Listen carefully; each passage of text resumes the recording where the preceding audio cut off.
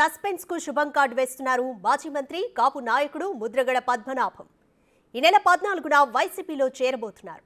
పదవులు ఆశించకుండా పార్టీలో చేరతానని మొన్న తనను కలిసి వైసీపీ ముఖ్య నేతలకు చెప్పారాయన. తన కుమారుడు గిరిబాబుతో కలిసి ముఖ్యమంత్రి జగన్మోహన్ రెడ్డి సమక్షంలో వైసీపీ కండువా కప్పుకున్నారు. ముద్రగడతో పాటు పలువురు కాపు నేతలు వైసీపీలో చేరే సూచనలున్నాయి.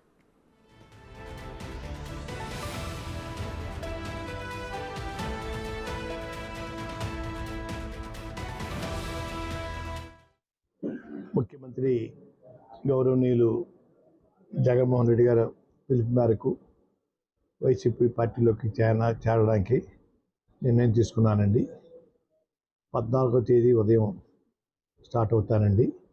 ఈవినింగ్ 4 to 6 మధ్యన పార్టీలో జాయిన్ అవ్వడానికి వెళ్తున్నానండి. అయ్యా, ఆ విషయం మీ ద్వారా నన్ను అభిమానించే వాళ్ళందరికీ తెలియపరచమని కోరుకుంటున్నానండి. 14వ తారీఖు అండి, ఉదయం 8-9 మధ్య స్టార్ట్ అవుతానండి. ఈవినింగ్ 4 to 6 మధ్యని సంవత్సరం పార్టీలో చేరుతానండి. తాడేపల్లి అనుకుంటానండి, ఇంకా ప్లేస్ వెన్యూ చెప్పలేదండి.